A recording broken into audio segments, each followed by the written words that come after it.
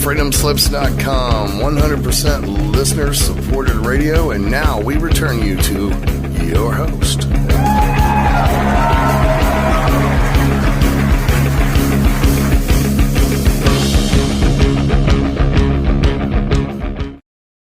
This is your host, Barbara Jean Lindsey, and you're listening to the Cosmic Oracle Show. It is Friday, August 18th. 2017, and yes, it is my birthday today.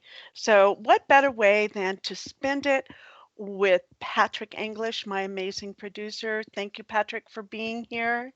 Well, thank you, Barbara. Happy birthday, dear. Thank you. I've been getting like messages all day on Facebook, and I even got one from Hawk wishing me a happy Hey. birthday. Hey, who's the owner of the station here today and Wow. has been. And so I thought, wow, that's pretty good. So it's been a fun day. I've had people come by and I went to lunch. They brought presents. I had someone bring me a whole beautiful bag of all assorted milk chocolates from all over the world. So it's I have no complaints so far with all my kids calling in and grandkids, and it's been a really good day. And I couldn't think of a better way to end my day. Well, it won't be ended because I'm going out after the show too, but to have our wonderful guest today on the show for our interview with Kewaunee Lapseritis. I hope I'm saying that right. And her husband, Kewaunee Lapseritis. And they are amazing, heartfelt people. You'll feel them when they come on the show. And they are experts in the field of Sasquatch, if there is such a field, but it's Sasquatch. And when you say that name, all these different ideas and visions for me come up of what exactly is Sasquatch. And so I wanted to know, and I thought you, the listeners, might want to know too. And so what better way to do that than to have our guests that we have on this evening? And so I'll tell you a little bit about them.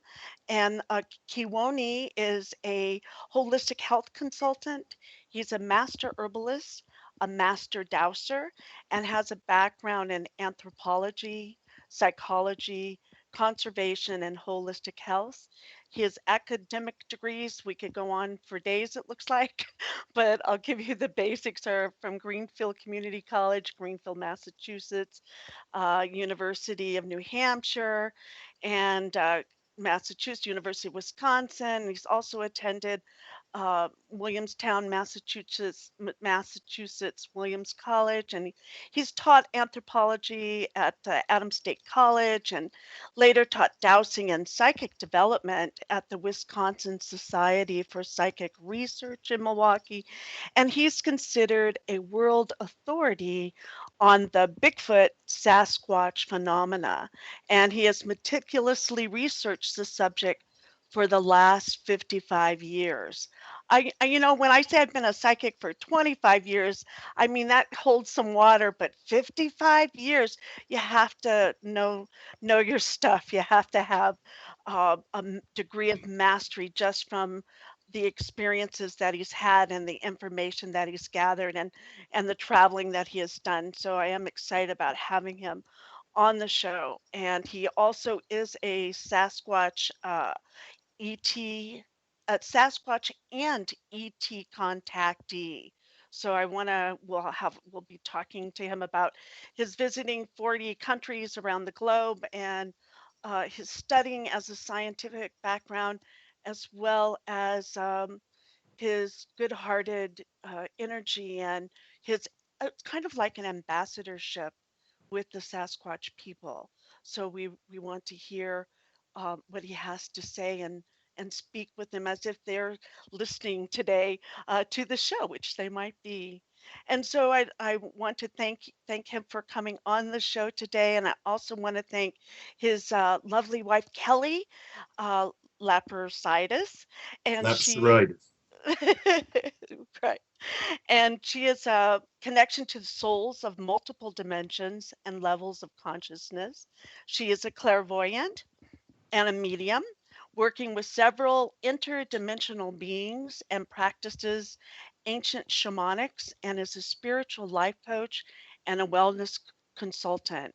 Now, Kelly is also a writer, an editor, and a publicist for Comanche Spirit Publishing along with her husband.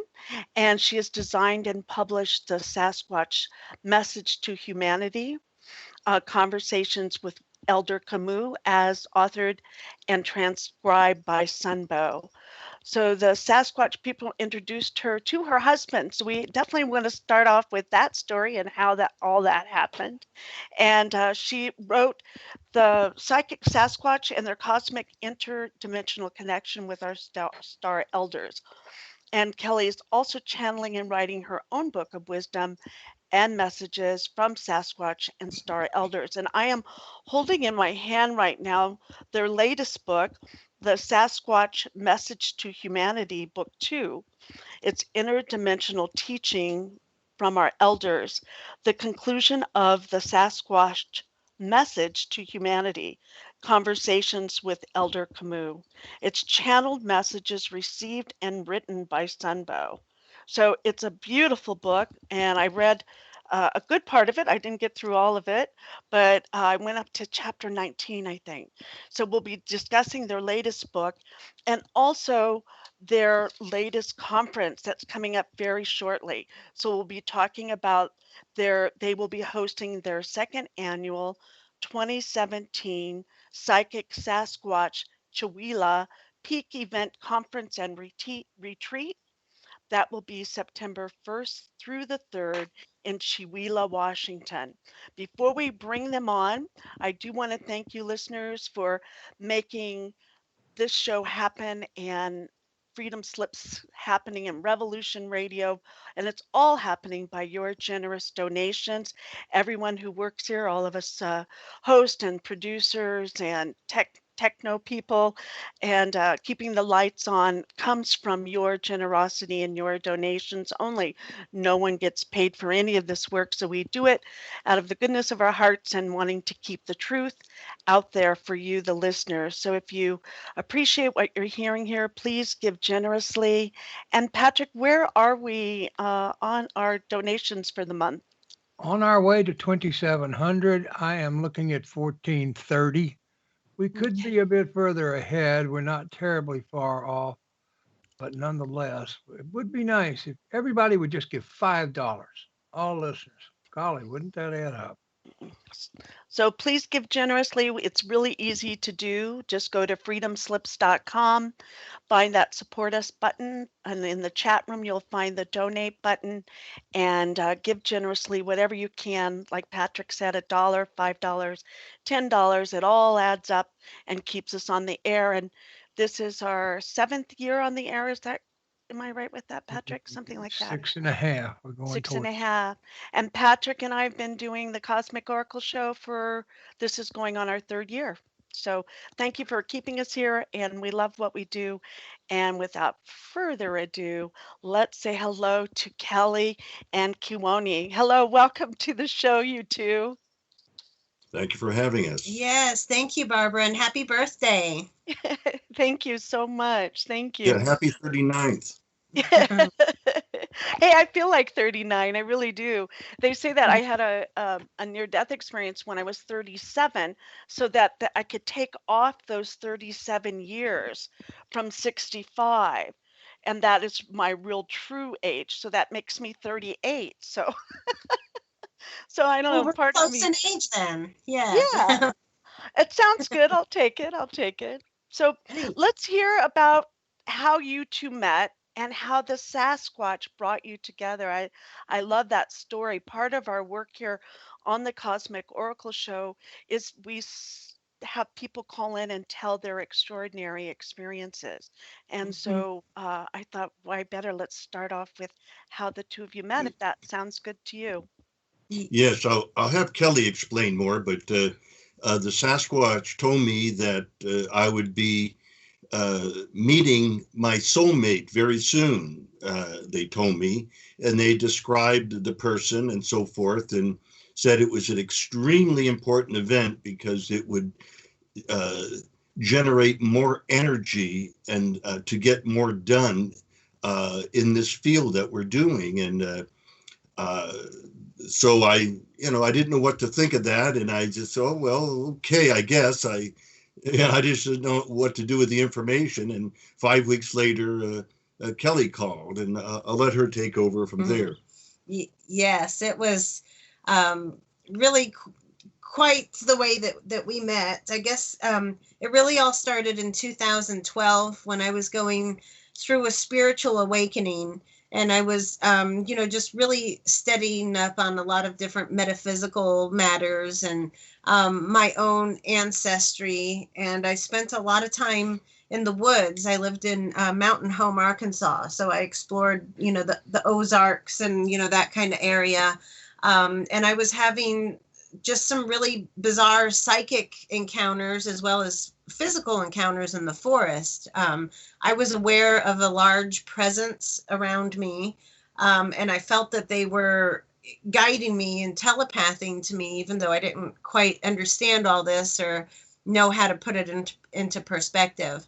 But in December 2012, one evening, just as I was going to bed, I had an encounter where a UFO was above my house, and there was a star elder and a Sasquatch that came and visited me in my bedroom interdimensionally.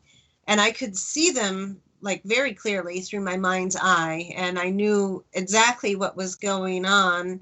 Although I was kind of frightened, yet I was being reassured by them that everything was okay. And so there was this overwhelming feeling of comfort, even though I was kind of like stuck to the bed and I wasn't able to move. And so I was, freaking out a little bit there. And but the Sasquatch woman was just with her energy reassuring me that everything was okay and that this was for my highest good, and that it's something that I'm cosmically aligned with, and that it's time for this to happen.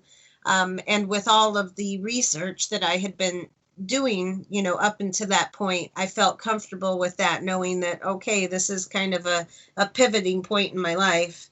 And so the following day, I did sleep that night, but hardly really. But I woke up with the same idea that this had happened. I knew that this had happened. There was even physical evidence that things had rattled and shook in the bedroom, which I had experienced, and some of it was on the floor. So that was enough to confirm to me also that, okay, this really did happen.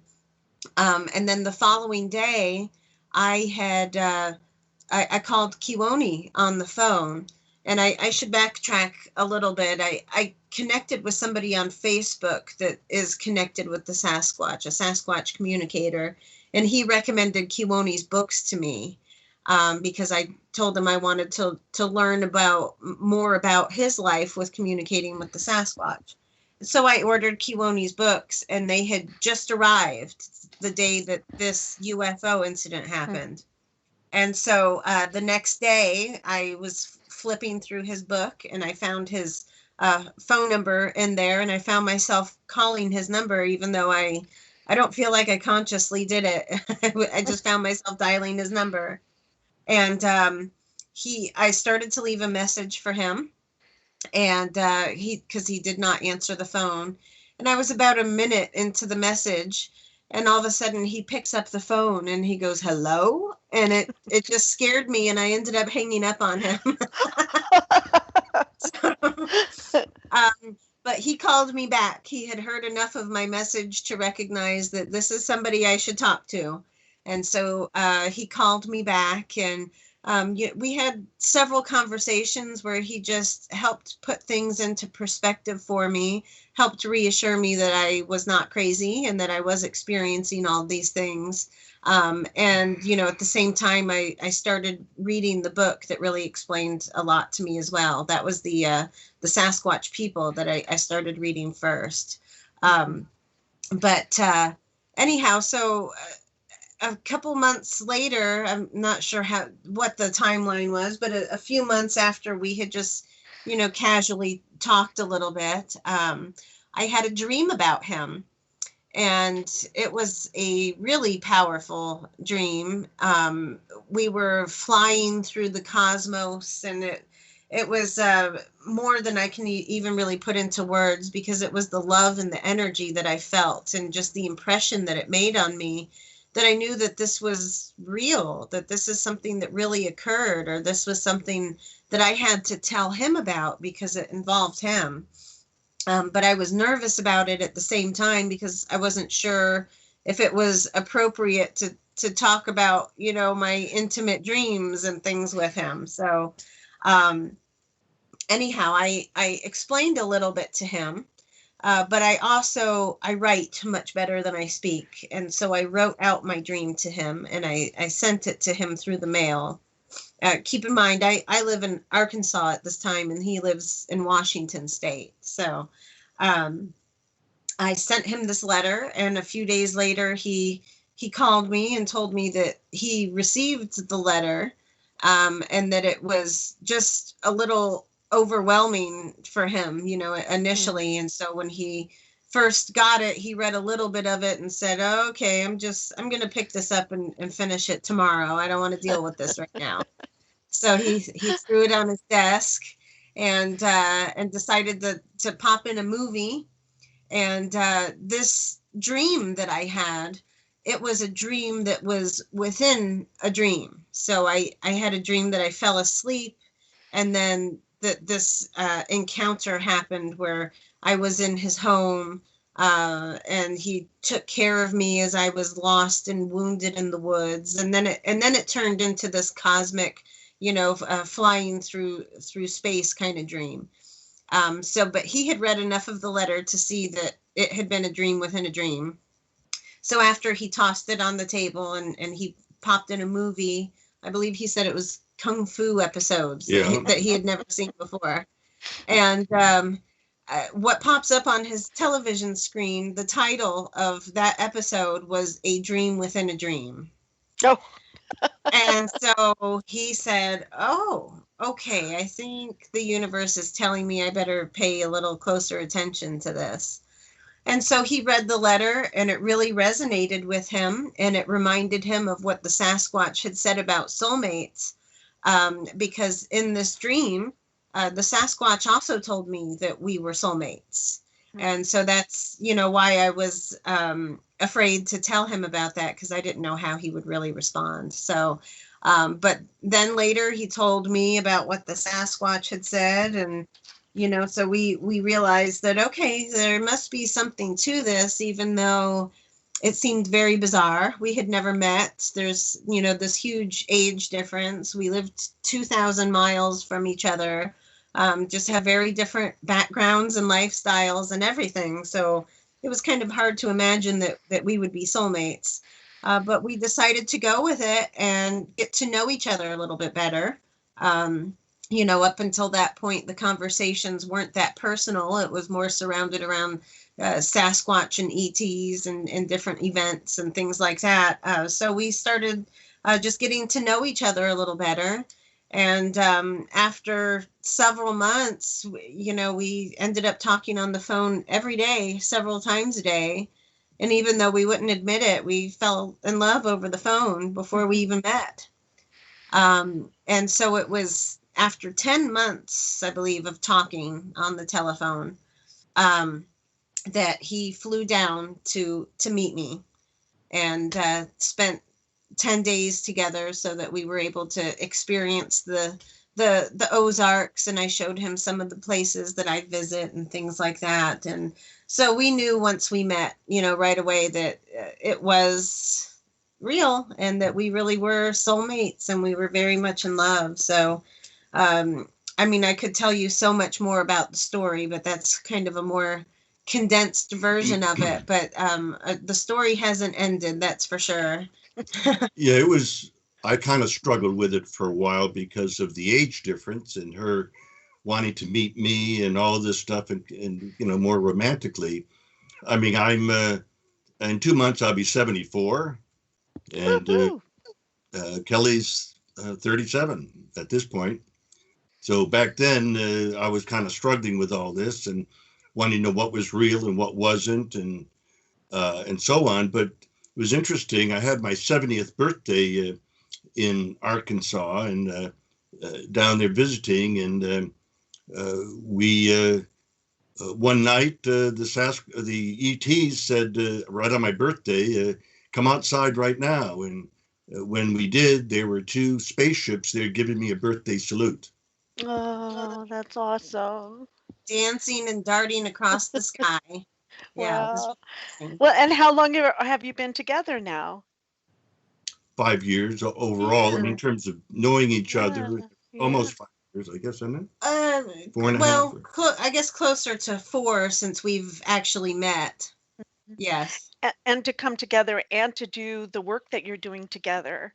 And that's kind of what they had, if I got it right, that's kind of what they said at the beginning, that you would be working together and doing, you weren't quite sure Yes. what that work would be, but it has evolved and created where you are now with these amazing conferences that you're doing. Yes, yes, and they told him that separately, that we were meant to be, that we would help each other, that we were both deeply involved in this, and that we would be helping each other and spreading this message. So they told him that. They told me that separately. But they also told several people, several different Sasquatch communicators. And that's what helped us, I think, both really kind of determine and make up our mind that, okay, there's something to this, because he's already been in this field for so long. He's got hundreds of contacts, all over the world of people that are Sasquatch communicators. And several of them started calling him or writing him and saying, hey, I got a message from my Sasquatch guide saying that you and Kelly would be great together, or that you two should be together, just re-emphasizing this. And these people have no idea who I am, that I exist. So they're just getting messages from their guides. And so that was one of the biggest things that I was like, okay, well, how could these people be saying this if they have no idea who I am? This is real. Well, you mentioned earlier that the Sasquatch talk about soulmates. What did they say about being soulmates? What is their message about soulmates? I know we're going to talk about their message to humanity, but we're going to kind of go with where this is going. And what do the Sasquatch say about soulmates? Well, what they said to us specifically is that we were soulmates, that we've incarnated, with each other many times and worked together many times before, and that this was a soul agreement between the two of us, that we would reconnect in this lifetime and do that. So I would assume that it's very much the same for other people.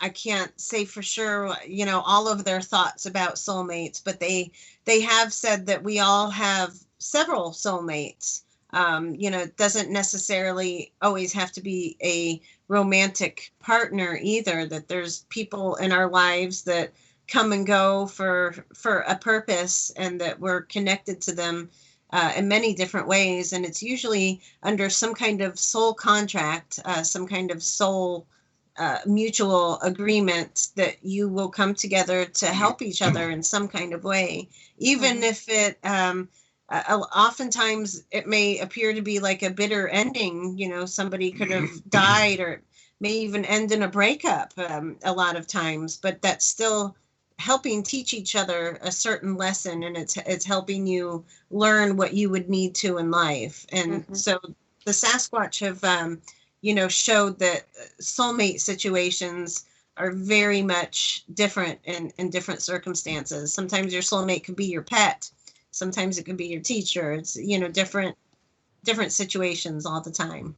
Yeah, and early on, in the early 80s, both the ETs and the Sasquatch people had talked to me about past lives and reincarnation and the importance of karma, that all that's very, very real, and to pay attention to that.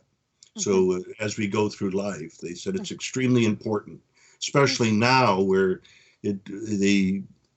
there's so much going on in the world that we need to resolve a lot of our karmic issues. Cool. And to help uplift humanity and protect the world, right? Yeah. I'd like to go back then. Can we talk about your first contact Kewaunee with an ET and a Sasquatch as well. They were, if I read right, they were both the same nights, kind of like what Kelly had.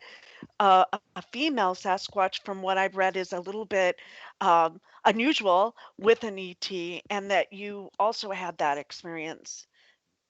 Yes. Now, a correction here. I've been doing the research, Sasquatch research, for 61 years now. Ah.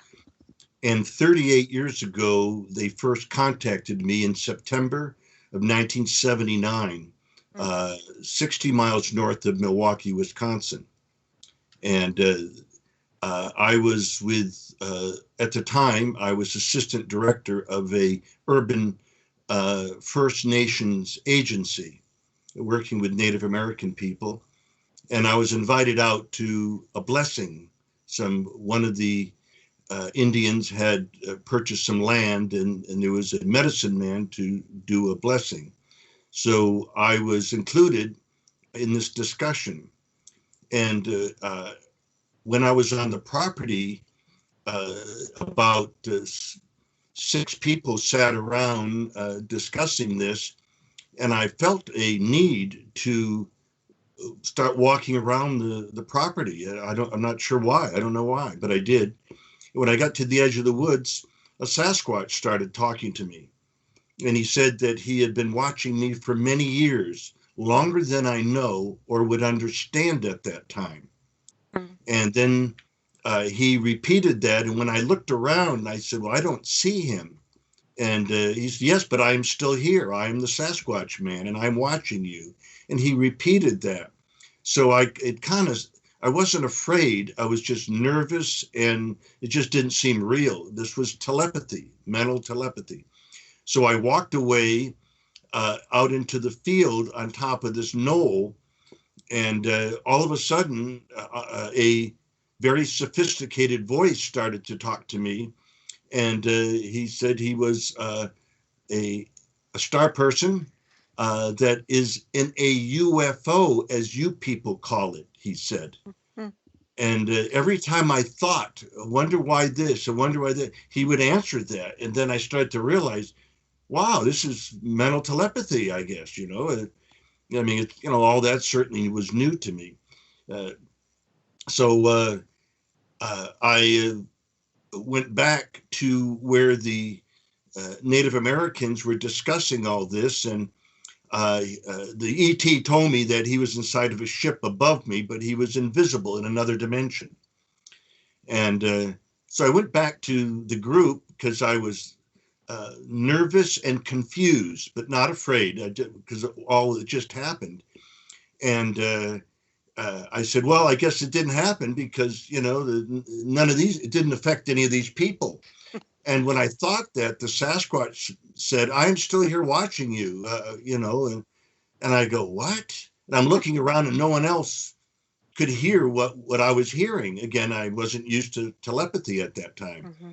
And then one of the Indians said to the head of house that just purchased the property, he said, you should build your sweat lodge over there. And he said, no, I will not build it there. The medicine man spoke up and said, yes, that's an excellent place for the to have it, to have your sweat lodge. And the owner said, no, I will not build a sweat lodge there. The Stark people have been landing their spaceships there, and I don't want to disrupt their activity. Mm. And he said this out loud, and I was sitting down on the ground with these other people, and I just stood up and headed back to the main house, which was about 100 yards, almost 100 yards away. So it just kind of threw me, and I said, well, this is some rare one-time thing, I guess. And I was just really introspecting and thinking back what had happened and all that. So I said, well, I'll never tell anybody, because who's going to believe me anyway? But 2 nights later, I was facing the wall, sound asleep, and at 2:45 in the morning, a voice said to me, wake up, my friend, we are here.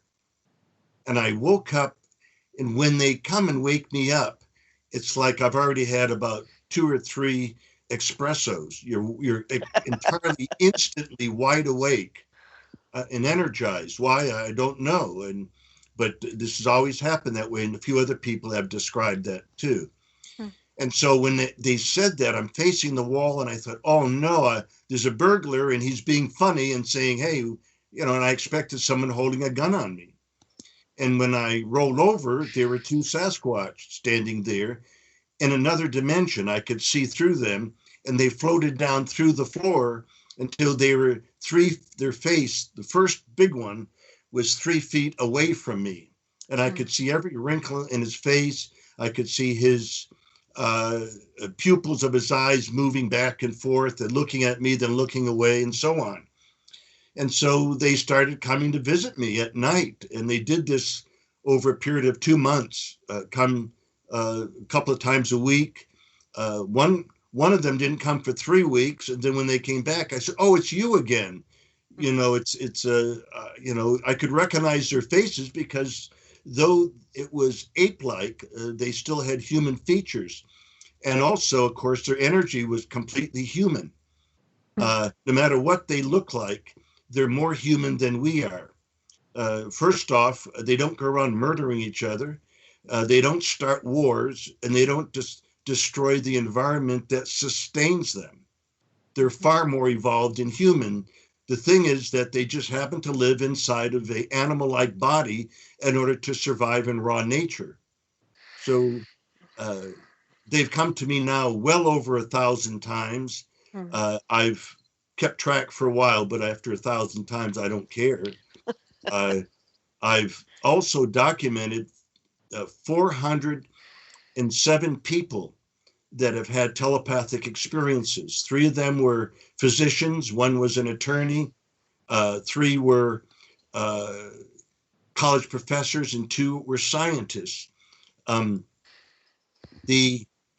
not in my books, I don't try to prove anything because based on the scientific paradigm, I can't prove it, even though other people, including researchers, have experienced this over and over again. But I look at it this way.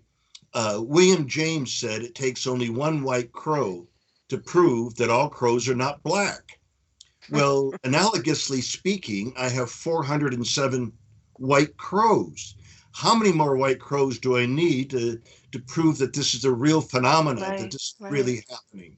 And I say prove, I say that loosely, because the idea is, yes, I want people to focus on the reality of this and not to, I'm trying to demonsterize the phenomena. If that's not a word, it is now. But can you describe, after seeing that many visitations of the Sasquatch,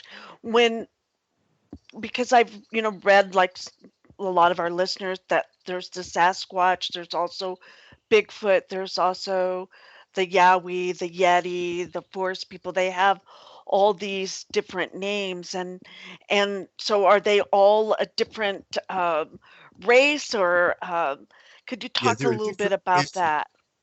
Different race of people. I was told in July of 1985 that there are 7 different races of their people worldwide. And some are small, some are medium-sized, some are large, and some are extra large kind of thing, and that are in different areas. And the forest person who told me this, a female, said that the Yeti in the Himalayas were the least evolved of all of them. Now, there is a race, one of them, that is called the Ancient Ones. And people get them confused. And I did, of course, in the beginning by mislabeling them Sasquatch, because at a distance, they looked like a Sasquatch. The difference is a Sasquatch has a sagittal crest or a peaked head, where the Ancient Ones have a round head. The Sasquatch have an ape-like face, where the Ancient Ones have a totally human face. No hair on the face other than maybe a little goatee or little sideburns. Plus, with the Sasquatch, their arms come down to their knees, where the ancient ones, they are in proportion to their body like ours. And interestingly enough, it is the ancient ones that the ETs took DNA from to create us, to bioengineer us, they said, using their words. Mm-hmm. Can you talk about that, about the bioengineering? I just started reading that. I think I got to chapter 19 or something like that. Can Well, I you mean, talk I about don't, that for us? I don't know any of the technology or anything behind it, other than that they had produced all these different beings previously as well. And people think there's just Sasquatch out there when there's ancient ones out there.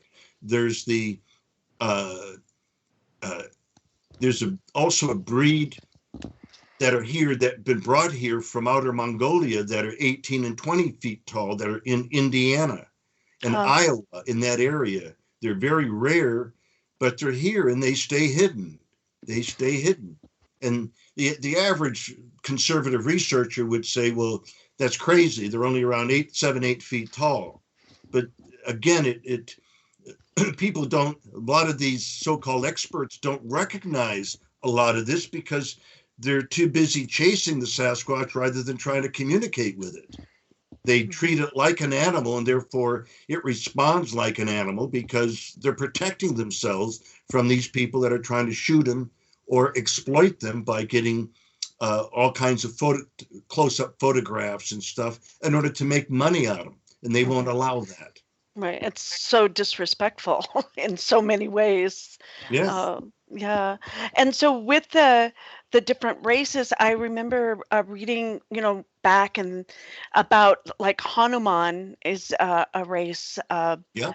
And when I read about that, I started connecting some of the dots with things, that I had never thought of before with Sasquatch, a part of Sasquatch being a part of the, I remember you studied Tibetan, the Vedas. And I know Patrick has studied that for many years as well, our producer.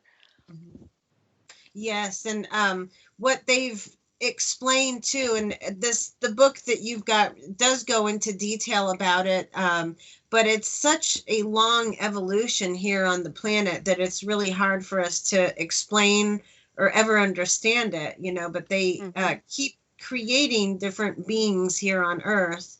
Initially before the Sasquatch people here, the forest people, were here before the humans, but there were other races of beings before them. Initially Earth was inhabited by the fish people, and then it was mainly the ant people and the lizard people, the bird people. And so the first race of mammal people was what we think of as the Sasquatch. Now, Sasquatch is a Native American term for it. So there's all kinds of different names that they can go by, but they're all just names that are invented by humans, basically. Because they recognize each other through their vibrations, so they don't really have to call each other anything. But there's star elders that are basically like master geneticists, and so they're always creating new races of beings. They're always manipulating DNA and creating new things. And so the original Sasquatch people that were seated here on Earth were seated in what we knew as Lemuria, and they were created with a native Earth species, which was a giant lemur at the time. And so they took the DNA from different humanoids and different star systems and combined it with this giant lemur here on Earth. And those were the first mammal people, what we would refer to as the first Sasquatch people. But they kept tinkering and toying with the DNA over the years so that their physical appearances and their abilities and everything change, very much like humans, because you can even look at us and, look at humans 100 years ago. We're different than we were 100 years ago. So can I come in on something and ask a question? Certainly. Sure. You said Hanuman, and I'm thinking like from the Ramayana. Yes. Yes. If you read that, in times of war and so on, the Sasquatch types there led the charge because they would scare. They were so huge. They would scare people on the front line, and they could just knock people's literally their heads off. Just with a swipe, a backhand.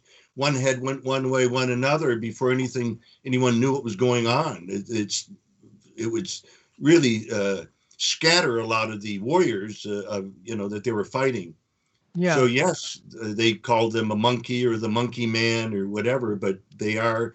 He was a very evolved Sasquatch type or a Yeti type that was mingling and respected by the East Indian people. Now, there is if you in Europe, in Germany, France, England, there's all these statues and murals and so forth with these hairy beings that are huge, and they have human faces. So these are the ancient ones. And one of them in some small village, I don't know when it was, in the 13th or 1400s, where they made an ancient one who was about 8 feet tall, king of that region, because he was healing people. And it showed them him sitting on a throne and everything. So these things have been happening for generations and for thousands of years. And yet we were baffled by a Sasquatch today and claim that the Indians here in North America just made up all this stuff. It's just folklore. So science really has a lot to learn. I'm a social scientist, and I still work outside of the scientific paradigm in a sense because it's incomplete. It does not make room for the psychic Sasquatch. Mm-hmm. If people don't like the word psychic and they said it's not scientific enough, then they should use the word quantum physics because it's synonymous. Yes. And what you were talking about with Lemuria, right after about halfway through the third root race of Lemuria was when the separation of the sexes occurred. And what you're saying there plays into what I quote unquote know. And those would be the first physical humans that were. So that's very interesting you say that. That's all. Okay. Well, well, and with the war with the Atlantis, right? With the Atlanteans. Oh, that was much, much later. Yes, that was millions of years later. But Sasquatch were a part of that reality just as humans were too. Yeah. Lemuria was millions of years ago. If there's time here, I'd like to read just a short little excerpt out of the second book that talks a little bit more about Hanuman. Just a couple paragraphs here. Okay. Do we need to go to a break? No, we have some time still. Okay. All right. Well, this kind of just puts it all into perspective, I think, and would cover what we didn't discuss. So this is KAMOOCH, the eldest elder Sasquatch, which is giving this message to Sambho. And he said, in the epic story of the Ramayana from the ancient Vedic scriptures, it's described how Rama, when exiled in the forest, met the Vanara, whose name comes from Van, meaning forest, and Nara, meaning men. So forest men, forest people. They were described as wild and hairy, but intelligent and spiritual beings. Some of them, like their honored leader Hanuman, had supernatural powers. They could fly, carry heavy loads, shapeshift, multiply themselves, or increase their size. These were, of course, my distant Sasquatch relatives of India. Later, the word Vanara came to designate apes and monkeys alike, although there's a variety of other names in Sanskrit to describe those animals. So the original Vanara came to be known as ape people or monkey people in ulterior ages following this account. Now, this is quite interesting here. Rama's wife, Sita, was abducted on a Vimana, or what would be referred to as an aerial chariot, by Ravana, the demon king of the lineage of the Rakshasa, a race of reptilian shapeshifters with dynasties ruling on Earth. The Vanara, who's the forest people, built a stone bridge with millions of blocks weighing a few tons each that were lined up to connect India to the island of Sri Lanka 60 miles away. This gigantic monument can still be seen today as proof of the contribution of my people in helping your human people maintain their freedom, although it was renamed Adam's Bridge by colonialists, or it's also called Rama's Bridge, still attempting to rewrite history in their own image. Among other feats by Hanuman, he was said to have picked up a mountaintop in Java and thrown it on the city of Hampi in India, over which ancient ruins, huge boulders sit. Vanara and humans sharing victory overthrew the lizard people, the Rakshasa, and their giants in Sri Lanka. Peace returned. Sita was freed from her abductor and went to live with Rama. So, that's quite interesting information, even down to the point of this, what appears to be an alien abduction of Sita at the time. Yeah. And they play that the Ramayana once a year. They have a social gathering and tell that story. If I get that right. Yes. So yeah, it's all fascinating when to put together Sasquatch and our history and our future, and I just see with the two of you and with your conference that is a bridge as well that we can take from the past, but also that you're the bridge to the future and for our relationship with Sasquatch and with ETs and with interdimensional beings that we are too as well at the same time.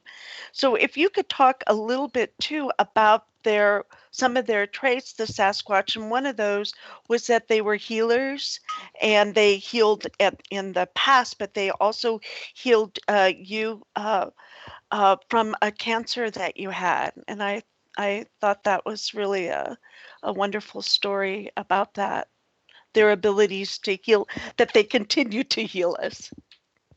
Yes, well, I mean, they've done a lot of healing on me. Of different things have happened in my life. Let's see, 1987, my back went and I wasn't able to walk. It was just a very strange and very horrible experience.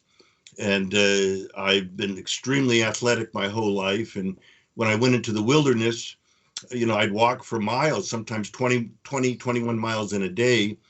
I carried a 110-pound backpack, so I'd have everything that I needed and so forth. So over the years, I did injure it when I was younger.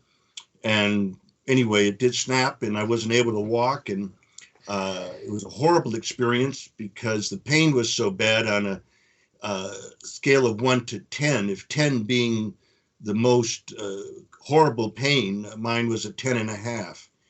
I laid in bed, unable to walk, only using a wheelchair, and I had to have people bring me food, do my laundry, take me to the doctors and so on, but they wanted to do experimental surgery, and I said no. And when nothing else worked, I started telepathing to these group of ETs that I was seeing at my cottage there at the time, I was in the Oregon Cascades in the foothills. And so I telepathed for 2 days, and on the night of the second day, I shut the lights off, and all of a sudden I heard the shuffling of feet, and I turned around as best I could, laying in bed, and there were roughly 4 foot tall beings there with little space suits on, and he said, "We're here to heal you." And I said, well, thank you. God bless you. And then I would say, I don't know how much time passed, but they put me out immediately. And in my mind, they woke me up. I heard them talking to each other, but it was some strange language. And it was very strange. And anyway, it was loud in my head while I was out. And so I opened my eyes, and there was one to my right, one to my left, and one behind me with some kind of a cylindrical object in his hand. And I looked up at him and I said, oh, it's only you guys. I love you. So, I mean, what is the most kindest, most adulating words to anyone would be God bless you and I love you. And so God and love being synonymous. So that's what I said, because here they were healing me. Now, I was getting 4 hours sleep a night, but it was all restless and painful and everything. But I slept 10 and a half hours that night. And when I woke up, I was refreshed and zero pain, absolutely no pain. So I couldn't believe it. I sat at the edge of my bed, saying my morning prayers, and kept giggling like a little kid because I sat there for the longest time, and finally just got up and walked to the bathroom. Here, these people, these beings came and helped me, and they didn't even ask me if I had insurance. But he had a cosmic card of some sort, probably. Right.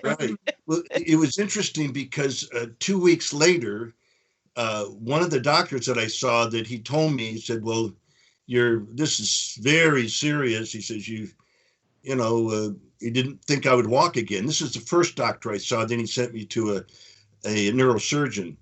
But I was on my way to visit my friend who had a 1,000-acre ranch in the wilderness. And I often would spend 3 days with him, once a month in the summertime or something. And so that's what I had planned to do that weekend. It was on a Friday evening. And I thought, oh, gee, I didn't take any money out of the bank for gas, and because I had a ways to drive. So I thought, at that time, there are no ATMs. So I had to drive into town, and the banks closed at 5:00. So I quickly drove into town, found a place, and I looked at my watch. It was 7 minutes to 5. So I went jogging down the street. And just as I got to the corner on the other side of the street from the bank, I looked to my left, and there's one of the doctors walking across the street, totally freaked out, looking at me. I was jogging, not in a wheelchair anymore. So he walked up to me, and he was bald-headed, and he kept rubbing his head kind of in a nervous way, pointing to my feet, but his mouth was moving and nothing was coming out. I just looked at him and said, have a nice day, doctor. And then I quickly jogged across the street to the bank, and he just stood there completely and spaced out in disbelief. That's a wonderful story. And you tell about stories of healing and of interdimensional, with them coming in and out. And that's in your books, The Psychic Sasquatch and Their UFO Connection. And then you also have your book, The Sasquatch People and Their Interdimensional Connection. And then you have the Sasquatch Message to Humanity, Conversations with Elder KAMOOCH. And then your latest one, the Sasquatch Message to Humanity, Book 2.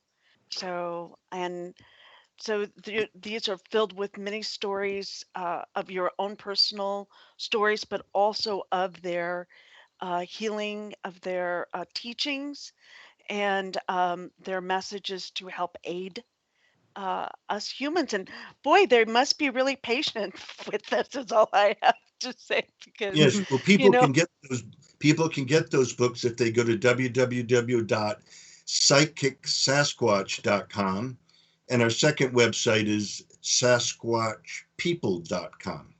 Wonderful. And So psychicsasquatch.com. Go ahead, Kelly. Yes, both of the Sasquatch Message to Humanity books, we played a part in editing and getting it published into paperback and putting it on our website, but it was actually written by Sunbow. Can And can you tell us just a brief history of Sunbow, sure, please? yes, he's from Quebec, Canada, but he's actually he travels, throughout the world, experiencing different things and does different ceremonies in different places. He was adopted by the Hopi tribe for I'd be afraid to quote the year of that. But the information, some of it's in the author's bio at the end of the book as well. But he is a great ally, a very spiritual man that's very connected with the Sasquatch people, and other interdimensional beings as well. And the way that we kind of found him through the Sasquatch as well. We were led to him that way. It was actually through Facebook. I felt something made me get on a Facebook group that I never get on. And I decided that I needed to do that right then and there. And I started scrolling down the page and I saw a picture of Sasquatch. So it really caught my attention. And so we're going to go for a break. Oh, sure thing. And we'll hear more about Sunbow when we get back. Thank you, Kelly and Kewaunee, sorry, for joining with us this evening. And everyone stay tuned. We'll be right back and we'll be hearing about what is the Sasquatch message to humanity. Stay tuned.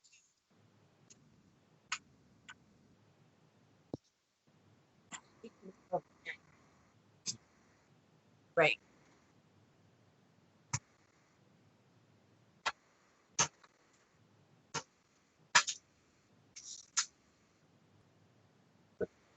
Pivot it. Do you have to pee? Go ahead and go.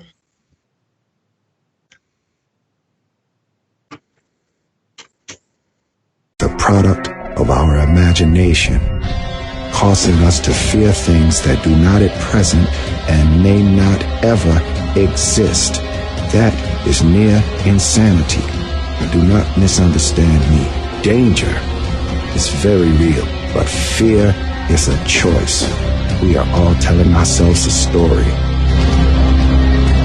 You're listening to Revolution Radio at freedomslips.com. 100% listener-supported radio. Reporting to danger. Unafraid. Right here, where information never sleeps. Revolution. Radio.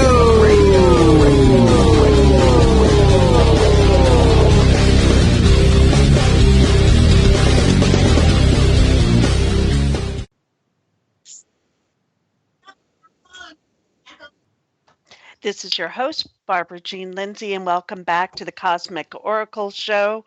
We have with us today our guest. We have Kelly Lapseritis, and we have her husband, Kewaunee Lapseritis, and we also have Patrick English. So thanks for coming back after the break.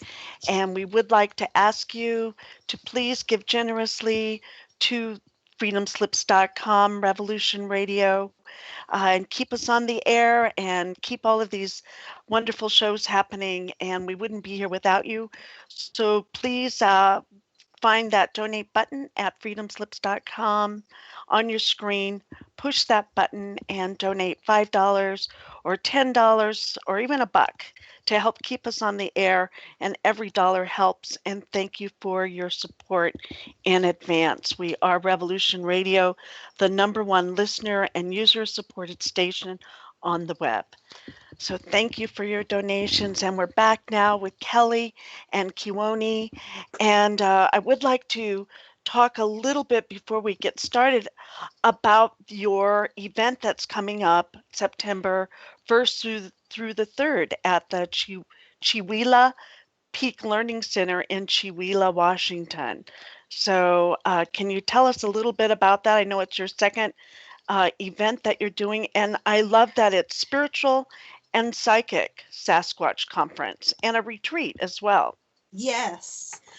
Yeah, last year was our first year with it, which was also really inspired by the Sasquatch. They really helped plan the whole thing, and they chose the date and the location and everything for us.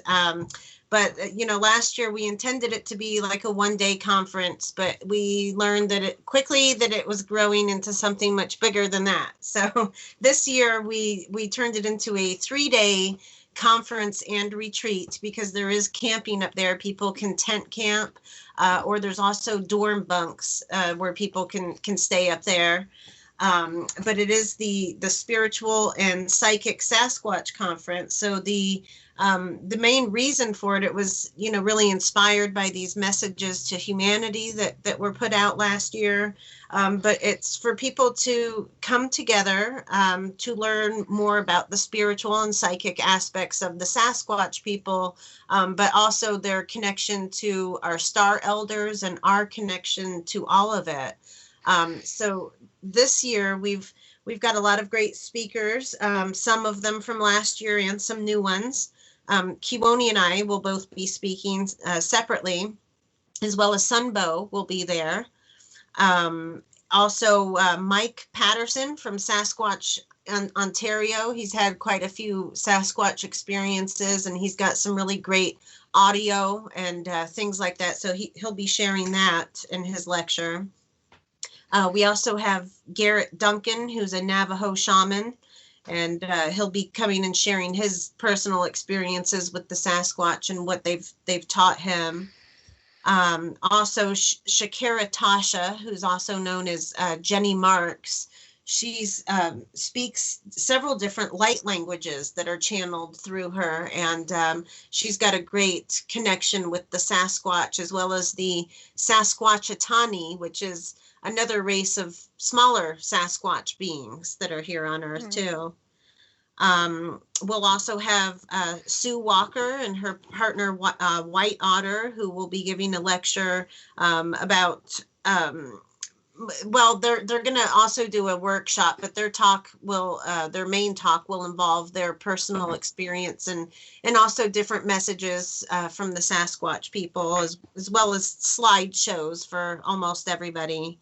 And then we'll also have 3 guests from Australia. I think actually we're going to have 7 folks from Australia joining us this year, but 3 of them, Lee Kerr, Mick Harrison, and Brooke Nobelius, will be speaking about their personal experiences and different, energy healings that they've received, different tools that help. And so we also integrated more workshops into it this year. And so that people can kind of work with people more one-on-one and learn more spiritual tools to really help them advance and evolve to where they need to be.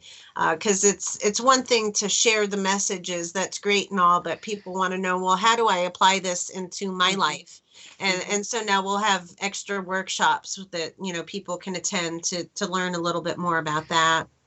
That's cool. And Michael Harrell is the one who got connected me with you and with your conference. So I want to give a shout out to Michael Harrell, and he's involved with the Free organization, and he's a wonderful, wonderful man. And he told me to tell you that one of the things that I would find most exciting is that at the end of the evening, when you're around the fire, that you give space and time for people to just come up and take the mic and tell their stories. And I just think that's such a beautiful healing space that you offer as well. Yes, we learned that last year. It was really just kind of impromptu because the conference happened immediately after the full moon, and so people started coming up there to camp and everything the evening before on the full moon. So we said, hey, let's have a full moon ceremony out here. So that's how it kind of started, and Sunbow led it, and he invited people to come up and share, and it went on for hours and hours. And it was just so wonderful just to hear people's stories, and it was really healing for everybody, especially those who were sharing. It's really healing just to be able to express yourself and share your experiences with like-minded people that aren't going to judge you and that are, going to get excited for those experiences because they've had many of the same. So this year we did integrate much more time for those sharing circles, and there'll even be some time on Sunday on stage of the main event for some people to come up and share as well. But some people may not be comfortable in front of a big audience, so we'll keep our evening gatherings as well. So it sounds amazing. It sounds beautiful and so much information and meeting like-minded people and what better than a conference than to meet people that can be your friends for the rest of your life, or like where you meet up with your tribe or with people that you have a connection and an exchange of information yourself with. Exactly. And that's how it really was too. I mean, we expected it to be good and to have, great people there and for it to be great energy, but it was so much beyond what we anticipated. Once everybody got together, I've never seen so much joy and happiness on people's faces in my life. And it was like a great big family reunion. People couldn't stop hugging each other, and people really recognized that they had met their real family, their real tribe. And just from all the joy and the love that was there, it really kind of encircled the whole thing with this really powerful energy of love is the best way I can describe it. Mm-hmm. Yeah, there wasn't a frown in the crowd. That's for sure. So if our listeners want to go there, I'm sure they do, they can get full information from your psychicsasquatch.com. They can go to psychicsasquatch.com. They can also purchase their tickets at Eventbrite, Brite, eventbrite.com, and would be /E/2017. Let me see. If you go to eventbrite.com, you could type in spiritual and psychic Sasquatch, or even if you just typed in the word Sasquatch, it would come up with that option. But the direct link is available at psychicsasquatch.com as well. Oh, that's great. So that's great. Yeah, so that you could just kind of click on the poster that you see there, and it would take you to the Eventbrite page. Great. I And need you to also have a advise you Facebook. something. Oh, go ahead. Yeah, the awareness-life-expo.net, Mm-hmm. that domain is inactive. Awareness-life-expo.net. I'm Is not that- sure. Okay, maybe that's not what y'all were putting out. I saw it in chat, and then someone noted that, and I clicked on it, and sure enough, it was. Oh, Oh, no, okay. that's for another event in October. I I see. see. Yeah, and that's the Awareness Life Expo in Cottonwood, Arizona. Oh, It's, okay. it's not working, Barbara. That's Okay.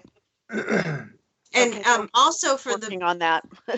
also for anybody that can't make it and really wants to be there, we'll be doing a live stream as well of the event, so people could tune in and join us live. And eventually we'll also have DVDs. We're going to record the conference so that we can, put that out on DVD as well. But the live stream information is also available at the website. It's Great. psychicsasquatch.com. Great. Well, it looks great. And they can go to Facebook, and there's ride sharing that you're doing as well. Yes. We've on Facebook. I got there's an event, but then there's also a 2017 Spiritual and Psychic Sasquatch group. There's a page that is Spiritual and Psychic Sasquatch, which I just plan to use every year. But then, yes, there's also a ride share group, ride share for the spiritual and psychic Sasquatch, because we've got people coming from all over the world, but lots of people from, the States are going to be driving in, and some folks don't quite have a ride, so they're connecting together to ride up here together, or even just some people flying in that just need a ride from the airport. So that's a great way to get to know the folks that'll be there and, share a ride and conserve some gas and energy and all that. So Great. Yes, And they yes. fly into Spokane, right? Is that the nearest? yes, Spokane's about 40, 50 miles south of Chewelah. And so that's the closest airport to us. Fantastic. Fantastic. Well, shall Yeah, we? we had people from Russia and from Norway, from the UK, and of course Australia and so on last year, and we expect more people from different places around the world. And many of these people are coming back from they were there last year because they can relate to what we're doing. We don't sit around and talk about hair or tracks. All that's been done years and years ago, and it seems to be extremely redundant at mainstream conferences. And but we don't really. I've had hair and analyzed and footprints with dermal ridges on it and casts and so forth, all that stuff. But it just doesn't. Tracks and hair don't talk and communicate to people like the Sasquatch people themselves. So it's more important, I feel, to get information and to work with them rather than to try to take from them different things. And science in the end wants a body. Well, sorry, I don't think it's ethical to murder a people in order to get a body. So this is our feelings on that. And so they have their wisdom that they've been here longer than us. Did I get that right? That they've been here, an older species, and that there are elder. And can you talk a little bit about that with our ancestry and our DNA with them as well? That it's shared. Is that? I know we talked about it Yeah. briefly at the beginning, but for some reason it wants to come up again. So. Yes, well, we humans share 99% of the same genes as the Sasquatch people do. So we are direct ancestor, direct relatives to them. They call us their little brothers. And not through evolving, not through an evolutionary process, but through bioengineering. Yes. So we are humans are completely capable of mating with Sasquatch and all of that. So we're able to reproduce. We're more closely related to the Sasquatch people than any other mammal, even though they say we're closely related to the apes, or our intelligence is like the dolphins, or something like that. We're more closely related to Sasquatch than anything here on Earth. So we're there. Yes. This is what they've told us. Mm-hmm. Mm-hmm. And can you then one of my favorite chapters was chapter 13 in your latest book, The Sasquatch Message to Humanity. And I'll just read this little brief paragraph, and then if you could just pick it up from there, because for some reason this really got to me, and I thought the listeners might like it. It's chapter 13, The Psychic Sasquatch. What we want to emphasize overall is the need for your human people to reconnect with the wisdom of your soul and realign with the intelligence of your heart. Reactivate your genetic star seeds and soul memories. Recover your psychic abilities and evolve collectively into a higher spiritual consciousness, a civilization of the soul. Yes. So what is, you want us to just elaborate on that? Yeah, I thought that it was just it was so written so eloquently. It just for me it just stood out that Yes. that their wisdom to humanity and their messages to us to aid us Yes. And that's what they're here to work with us through our consciousness on a soul level. So many humans are hung up on the idea of meeting them physically or getting physical help or being removed from the planet from them as it's in turmoil and things like that. But what they really want us to do is to come into our own and remember who we are, and that we are just as connected to everything around us just as they are, and that we have the ability to have all of these extra sensory perceptions and abilities that they do. We've just lost touch with it, which was pretty much bred out of us on purpose by some of the darker lords or lower lords or cabal or whatever word that you want to use, but the beings that are more in service to self than being in service to others, they don't want us to remember who we are and what we're capable of and our connection to all things. So they basically bred that out of us. And, now we're here, we live on Earth for like less than 100 years. And so we have to start back all over again and relearn. And the Sasquatch live much longer, for one thing, so they're able to retain a lot of that a lot longer. They're able to have a lot more experiences, a lot longer time to practice these different abilities. And so they want to help us with that, but we just have to allow that to happen and not have fear and trust, and just have faith and know that we do have these abilities and kind of push forward with them, because we're very, very much held back by fear and by our conditioning, different religions or different political backgrounds and just different things that we think matters. None of that's really important. That's just all man-made things that we've put in place to separate ourselves from each other. And they want us to reconnect and remember that we are all connected. Every person, every level of consciousness is equal and just as good as the next. And this is one of the main reasons we have the conference, because a lot of the Sasquatch, there were hundreds of Sasquatch at the conference. And how so? The conference is at the Chewelah Peak Learning Center, which is roughly about 8 miles outside of Chewelah, still in the Chewelah Township. It's a tiny campus of 4 buildings in the wilderness. So people have hiked around that area and ran into mountain lions and so forth, because it's moose and everything, because it's very wild. But Sasquatch came from all over the North American continent, because they said this was the first conference that represented the true themselves, the true Sasquatch, rather than, Sasquatch the monster or this kind of, juvenile kind of concept that's out there.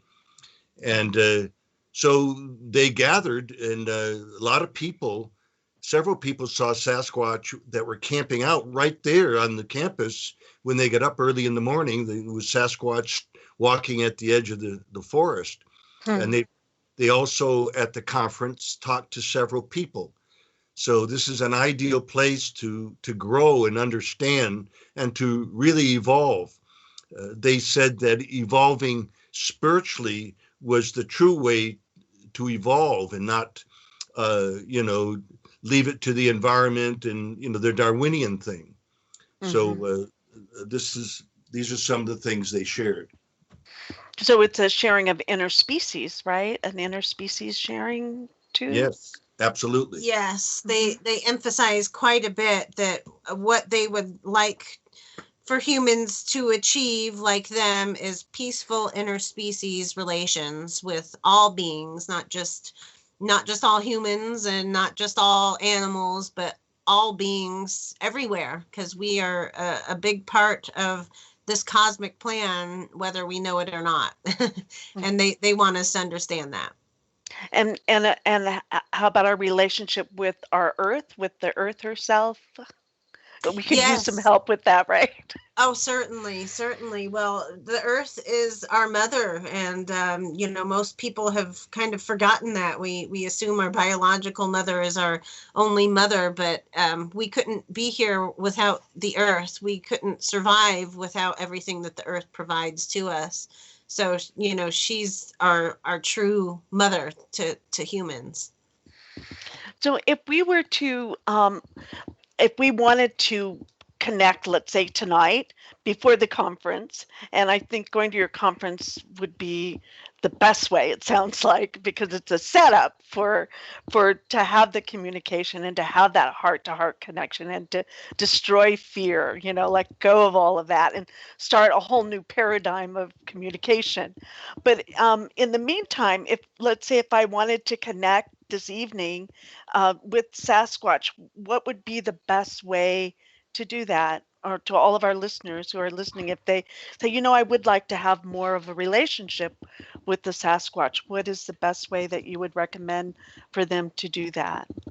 Well, first, I would say for them to let go of all their emotional negative baggage that we all carry some around with us, but to let go, just completely let go, and let go of fear in exchange for unconditional love and trust.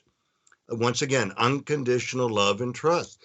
It seems so fundamental, so simple that, wait a minute, is this what they're saying? That's how powerful unconditional love and trust is. Trust in the universe, trust in them, trust in God. And so they said through meditation as well, if people to meditate in order to be grounded, in order to unstress, because the cities and urban areas are so artificial that they create stress, and where people feel they need alcohol and drugs and stuff in order to survive because of the stress and everything. So letting go of all that and meditating, one does unstress and become more balanced. And there's 3 types of telepathy. There's verbal telepathy, there is visual telepathy, and feeling telepathy, clairsentience. Mm-hmm. So I've experienced all 3 at once. Often it's simply feeling telepathy or a visual. And however, these things come with each person in time. And if a person visualize them and then hold on to that image, whether it's from the sketches and the cover of my 2 books, or whether it's the Roger Patterson film, hold on to that image in their mind while talking to the Sasquatch, but keep it short. Say, dear Sasquatch people, my name is George or Susan, and please come and give me some spiritual guidance. I thank you. God bless you and your people. Something like that. And repeat that maybe 10 times, several times a day. If they go into the forest and do this, it's also very helpful. Some people right away get to talk with them and at times see them right away. However, most people, it takes a little while to make the connection. So you just don't give up. They're listening to you, even though they're not answering, because of some adjustment in that person who's sending or wanting that communication. It's like we are biological radios that can send and receive, transmit and receive. And so our transmission sometimes isn't all that good, or our receivers aren't that good. And it takes practice a little bit. But some people are very attuned and often have received answers right away. But don't give up, because they're there listening. And can they? I have to say, I had more of my own little story with it was just coming out of a dream space, and where it was in the morning just before I was totally awake. And just as I just sat up out of bed, then I just saw an image of a Sasquatch. And without trying though, I got startled, and then it was gone. was just gone in a second. And and it was totally surprising. Didn't expect it. I hadn't been thinking about it at all that I know of. And that was about 3 months ago. And I didn't think anything of it until this whole um, Sasquatch thing with Michael Harrell came up, and then all the coincidental things start happening, you know. And so I had never heard that term before, but when I talked it uh, or Facebooked with Michael Harrell, he called it a psychic Sasquatch meeting. Yes. Yeah. Well, they often come to people in the dream state or semi-conscious state. I think sometimes it's just to kind of initially test the waters, feel you out, see what your reaction will be. But, usually whenever you have an experience like that, you don't forget it. And a lot of people, that gets them to start thinking about that. So that makes them, question, well, why did I have that visitation? And who really are the Sasquatch? And why would I have seen that? Why would they be here? And so that people kind of start investigating their own answers and seek those answers within. But they do often come in the dream state, though, because that's the most convenient way that they have to communicate with people, because humans do have so much fear or so much emotional baggage or whatever it is, that it's much easier to meet up with them in a dream state. Yeah, it's interesting. They can control your dreams, and in order to place themselves in your dream and create whatever they want. Now, there was one person that was afraid of them, but wanted to connect with them. And he was hearing them around him when he hiked in the forest and found their tracks and everything, and really wanted to connect, but he was afraid. And I kept telling him, well, if they could catch you in the forest, they would have done it a long time ago. We're easy targets. So they have no interest in that. And he just kind of struggled with it. And one night he had a dream that he was walking along in a trail and came to a stream. And so the stream was very beautiful, and he walked up to the stream.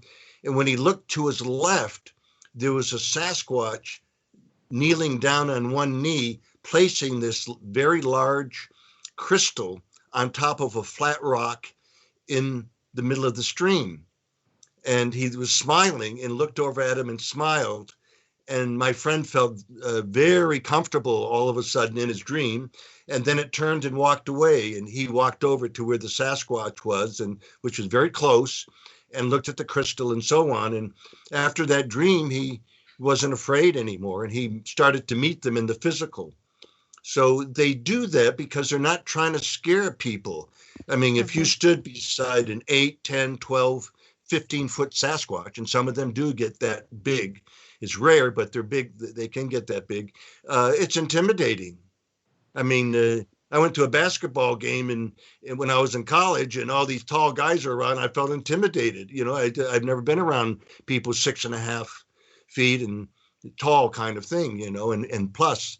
So if you're on a Sasquatch, they're wide. They're just not tall and kind of and lean or anything. And so anyway, it's they literally want to connect with as many people as they can to help them grow as a part of the oneness. And there's some people that will never believe or interact with them in the way that I'm talking about, because they think they're after an animal, or their fear is so great that they think they'll be killed, you know.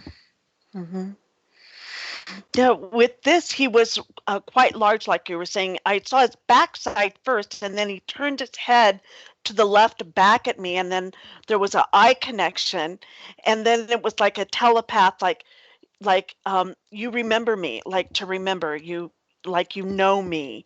I don't know exact words, but it's like that, to remember, like remember me. And then it was just gone like poof in a second.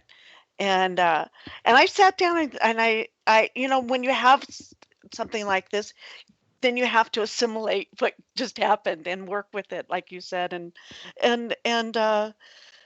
it's been interesting, the whole thing of how it all worked. And then I remembered I had met the first time. There's a Bigfoot Discovery Museum in Felton on Highway 9, and I went in there and had talked with this man about Bigfoot and his experience with Bigfoot, and so much so that it changed his life for the positive, so much that he has had that museum there for years and years. And I had forgotten that I had went into that museum and spent a lot of time with him. So it's where these coincidences start happening and things start lining up. So and I bet out of your 407 stories that you have, there has to be many, many stories that are similar or like that. Yes, the I had someone edit my second book for me, and the woman who was editing wanted to interact with the Sasquatch, my editor, and at the time, this was in 2010, and she asked if she could come up. At the time, I was living in a cabin in the Washington Cascades, about 50 miles from Seattle. Now I'm about 400 miles almost from Seattle. But at the time, she came and camped out on the property right there where the Sasquatch are, and nothing happened because there was a portal 125 feet from my front door that they came in and out of. So I told her, I said, well, every night I go hiking. I go for a very brisk walk in the evening. This was in June. And she said, well, I'll go with you every time you go. So we're walking along. And as we're walking along, whenever people ask me something, I, explain what it is. And often as a storyteller, I tell them a story in relation to it so they'll understand what I'm talking about clearly. So this is what happened with my editor. We're walking along and she asked me some questions and I started to explain to her through a story. Well, while that was happening, we were walking along, two Sasquatch came up behind us about 7 feet from us, but they were invisible in another dimension. So I stopped talking and discussing the story because my whole body started vibrating. And this is what happens whenever they come around. So I thought maybe she was feeling it because she wants to connect with them. So I said, oh, there's two Sasquatch right here. And she turned around and looked and I said, but they're invisible right now. I said, but my whole body's vibrating. What is this happening to you? And she said, well, no. And we started talking about this and I said, well, now do you feel that? She said, no, I don't. And while we were talking, the Sasquatch, finally, one of them said to me, never mind us, finish the story. They follow me around all the time. And, I imagine they get a little bored at times. If I meet people and I'm discussing things, they like to listen in. They listen in on all phone calls that come in on for us. But anyhow, they do have a real sense of humor. When I went to Hawaii in 2005, they told me where they were at there. And so I went to the island of Kauai and they told me where to camp out and everything. Okay. Mm-hmm. And it was really interesting. I stayed in a hotel and while I was looking for a place to camp, and when I got up in the morning, I was putting on my shoes. It was 6:45. And I said, I'll just turn on the TV to see where I'm going. Sometimes there's rain there. I just want to check, And so I put it on and I was a little shocked. Here it is 6:45 in the morning. It was Harry and the Hendersons on TV. And anyway, I said, well, that's a good omen. But anyway, they told me where to go. Actually, minutes later, they started talking to me and told me where to go. So I found the area and set up camp and everything. And the second night there, they came right up to the tent and shook the tent even and let me know that it was them. And I talked to them briefly. But when I got back, I had a couple of experiences with them. And when I got back, they said, well, you apparently you had a good time there. And I said, yes, I did. And they said, well, you were interacting with our family, a Sasquatch family. And I said, yeah, but, I thought that this would happen or that would happen and this would happen and everything. And he cut me off and said, hey, what do you want us to do? Get in the tent with you? I mean, they have a sense of humor, Well, and I also remember reading about that they would prefer musical instruments compared to technology. Yes, And I absolutely. thought this is for Patrick because he's a musician. Patrick, you're gonna love this. Yeah, they have it has your personal vibration is there with it, and not just because back in 1981 I was playing whale songs from my tent, thinking that would they'd come up to the tent. I still didn't understand entirely who they were and their abilities, so it didn't work, of course. But yes, a flute or any type of an instrument, they're very attracted to. Yes. And oh, go ahead, Oh, Kelly. I'm sorry. I was just going to say that it does hold a certain vibration and frequency. But moreover, I think what they really love is that it's created by humans and that we're using a creative side of our energy instead of, channeling that energy into, something angry or something that's not going to benefit us in any way. They really love it when we pick up an instrument and, pour our creative energy into that, because not only is it beautiful and nice to listen to, but that's a way that we can heal ourselves as well. Yeah, they're not into heavy metal or hip hop or anything like that. Well, but and I figure. understand they don't play instruments themselves, right? No, Not- not that I'm aware of. I think No. their fingers are a little too big. They may drum though. Yes. Oh. I do know they were drumming on a hollow cedar tree. This was back in 1985 on a mountain that I discovered them at in Oregon, and they would hit kind of a dirge or a beat, a steady beat, but they would do this in this area right there where I was camped, and I never heard any humming or chanting or anything like that, but they were drumming on a big hollow tree. And I think I read too where you were singing and they tried to sing along with you the best they could, but with their I'm not sure what their voice sounds like, but it was very different, but you could feel that they were attempting to do that.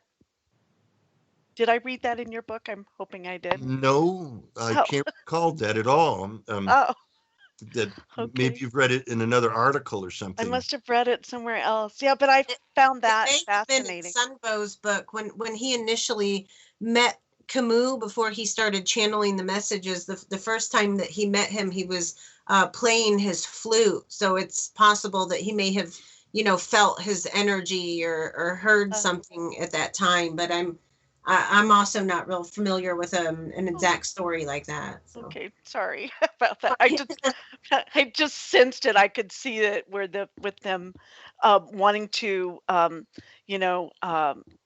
not intimidate, but to a way of communication that way. So we'll go on from that. So with the contact with the Sasquatch and over 55 years of it, and Kelly, you're immersed in it now.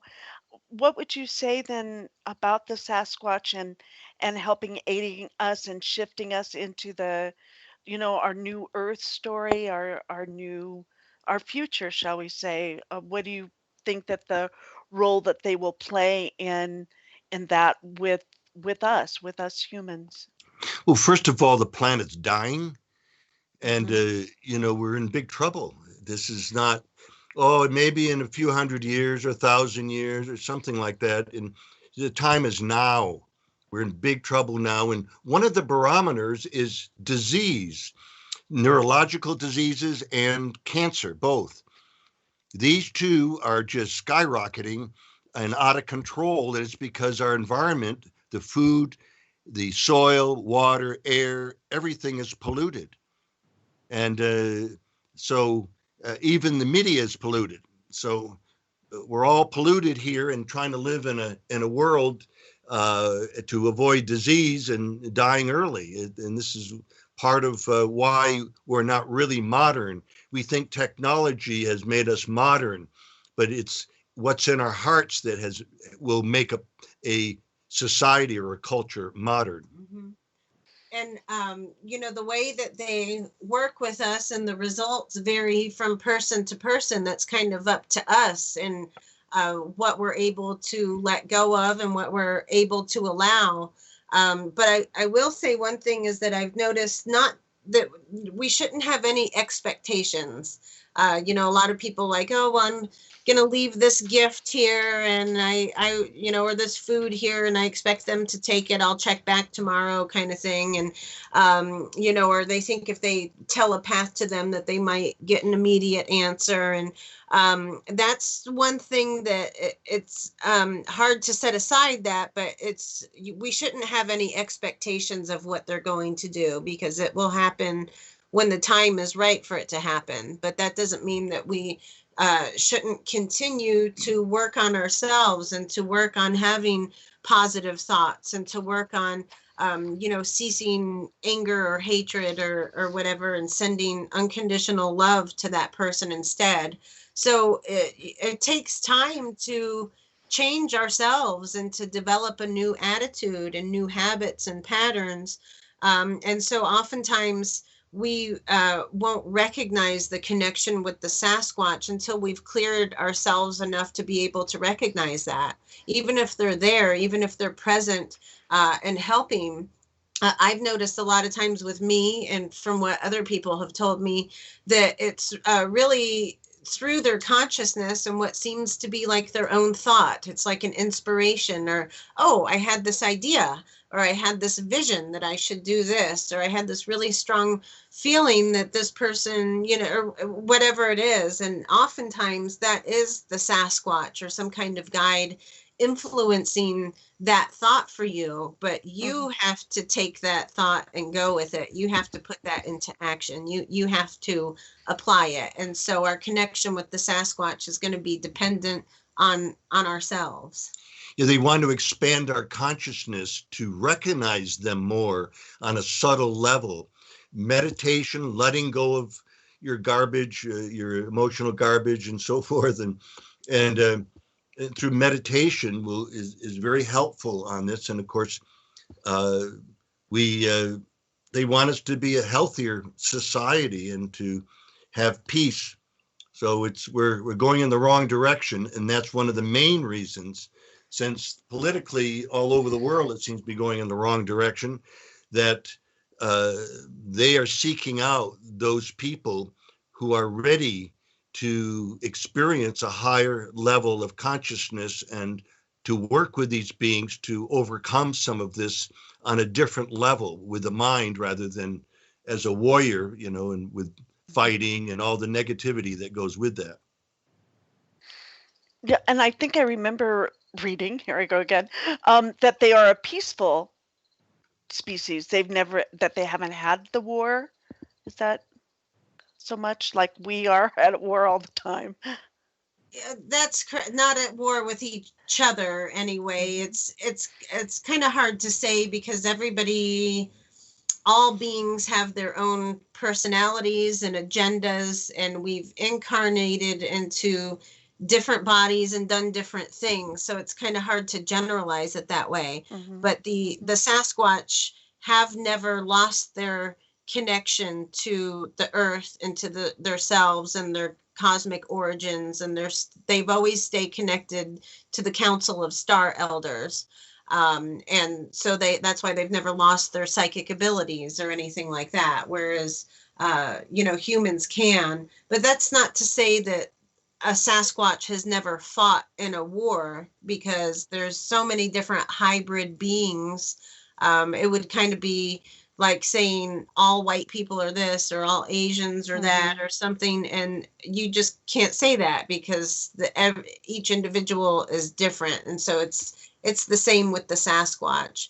But they've never been at war with each other or any higher dimensional beings as a collective species. That's correct. Yeah, like with in biological nature, in wildlife, for example, if you took 10 12-foot long crocodiles and you want to pick one of those that won't attack you, well, sorry, it doesn't work that way. That no matter which one you get in the water with, they're going to go after you. Why? Because it has to do with instinct that's already in the reptilian brain. However, some people like Italian food, and some people like, German food, and some people like Chinese food better, and so on. And, it's the same with the Sasquatch people.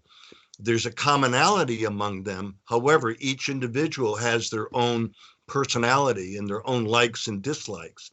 So one should remember that to say, oh, the Sasquatch do this. No. The Sasquatch you interacted with did that. It's not that they're all the same, again, because they're a people. Well said. Well said. I like that. We tend to generalize. Yes, that's true. And also, I realized earlier, before the break, I didn't quite finish my Sunbow story for you. So, yes, let's do that. Yeah. Anyhow, after I found the Sasquatch post on Facebook, which I was completely inspired to find, it was actually the 7th chapter of his first book, was the first post that I read. And it was just so beautiful. It was so much in alignment with everything that the Sasquatch have told me and Kewaunee and everything. And so I connected with him on Facebook, and to our surprise, he had never heard of Kewaunee or his books, or never heard that there was anybody out there sharing information about the Sasquatch being psychic, sentient beings. And so that was an amazing connection right there, was just to know that he was getting the same kind of messages, and it just immediately picked up from there. Yeah, he lived and worked in the wilderness, in the deep wilderness, so he wasn't familiar and wasn't on the internet all the time and talking to people and that kind of thing. He just didn't know. And so this is a wonderful discovery for us and for him. And so he's become family. Mm-hmm. And he will be at the conference. He will be at your upcoming conference. Yes. And his teachings that he has learned from the Star Elders and from the Sasquatch.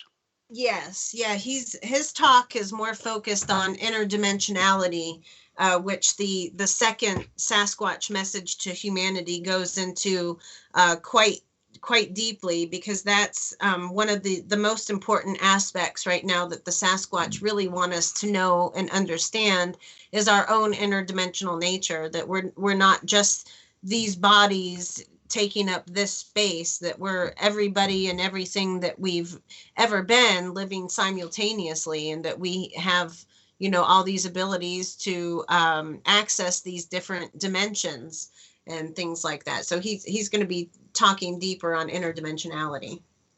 Yeah, I want to add that, once again, we feel instead of driving the Sasquatch people away initially by stalking them and trying to trick them and all the things that are done by mainstream researchers, we were more interested, especially myself in the beginning, in which Kelly also shares the same feelings, that we're more interested in the message behind the phenomena. We're interested in them, not their evidence stuff. That the evidence would be there if they want to give it. So we were more honestly, openly, and objectively just wanted more communication, and that's what we got. And that's, again, important, the message behind the phenomena. I'd like to, I know we're getting closer to the end here of our talk and our interview, but I'd like to just say something here a short quote from my book, my second book, The Sasquatch People. A Zen, this is how the Sasquatch think in many ways, and which is very important. A Zen monk once said, and I quote, "All life in nature has a spiritual dimension and is sacred. When we honor other creatures as we do ourselves, we all evolve another step," end quote. Mm. I think it's That's extremely important to understand that we're so materialistic in this society that we haven't left room for the spiritual and psychic Sasquatch. So, this isn't something we've made up. Why would I be out here doing all this? And I won't butt heads with anyone. I'm too busy interacting with them and doing projects and staying positive. And there's nothing to argue about. I'm enjoying my life with them, and so is Kelly, and so is our 7-year-old son. So he interacts with them as well. and so can our listeners, if they're open-minded enough and if they feel the desire. Yes. Mhm. Hello? I wanted, yes. Oh, did you lose me? I think it cut out a little bit. Yeah. Oh, We okay. didn't hear You're you. fine now. You're all Okay. fine. Okay, great. Well, thank you so much, Kewaunee and Kelly, for coming on the show today, for sharing your stories and your important knowledge and your messages and your spiritual wisdom with us today on the show. And I really encourage everyone who's listening to come to your event and your conference, and they can reach you again at thepsychicsasquatch.com, and that your conference coming up is on September 1st through the 3rd, and it's the Psychic Sasquatch Chihuahua Peak Event Conference and Retreat in Chihuahua, Washington, just outside of Spokane. And really thank you, and wish you the best success in your upcoming conference and your books too. And they can pick up your books, are available on Amazon as well, right? And through your Yes, website. on Amazon, and also the SasquatchPeople.com. We're selling books there too. Great, great. And so thank you again, and we'll stay in touch, and hopefully I can make it out there, if not this year, next year for sure. Yes, And thank you for having us. you're welcome. It's my pleasure to serve, and um, and just be in this love connection with each other and these interspecies, and to be out in nature together out there. It just got to be amazing in all the acres there, just to be in the trees and the earth, itself. We get so much into to the technology nowadays that to get out of the city is always a good out breath. Indeed. And it's so beautiful here up at the Chihuahua Peak Learning Center. It's just surrounded by wilderness. It's close to the ski resort, if that gives you any idea of the elevation up there. But it's just, just surrounded by lots of wilderness, and there's lots of hiking trails at the facility too. So we encourage people to, just take off into the woods as well. Yeah. And have an interaction there with not only the Sasquatch, but with the trees and the forest and the energy there as well. Well, thank you again for coming on, and for all of our listeners, stay tuned next week to the Cosmic Oracle Show, and you can reach me on Facebook. We have a new Facebook page up now called the Cosmic Oracle Show, and if you go to that, you'll see our upcoming guest and what we'll be talking about in the next week. We're on every Friday, and you can also reach me if you have any questions at barbarajeanlindsey.com. That's BARBARAJEANLINDSEY.com, or a message on Facebook as well. And you can reach Kelly and Kewaunee at psychicsasquatch.com, and they can ask you any question. It seems like you're very available for people to connect with. Yes. Okay, well, we'll call that a show. Thanks, everyone. Thanks, Patrick. Thanks, you're very Kelly. Thanks, Yeah, everyone. thank you. Thank you. Love to Yeah. everybody. Hopefully, we'll see you at the conference. Take care. See you Okay. next week. Bye-bye.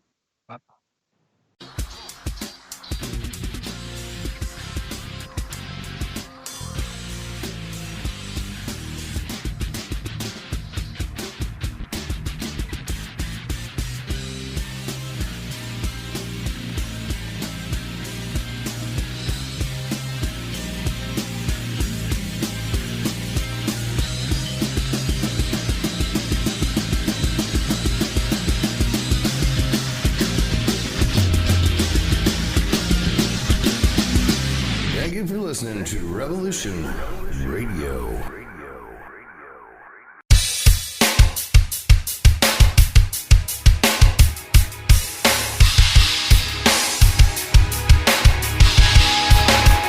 Enter into a world unseen on Raven Star's Witching Hour. You will encounter eclectic topics from the realm of spirit brought into our matrix of truth. With your host, the Solaris Blue Raven. Solaris will bring you an array of unique guests covering topics from ghostly spirits to amazing anomalies, covert technology, UFOs, and shadowy global events. And that's right here at Revolution Radio, freedomslips.com, Saturdays, midnight till 2 a.m. Eastern Time. Revolution Radio, where information never sleeps. Let the magic rise.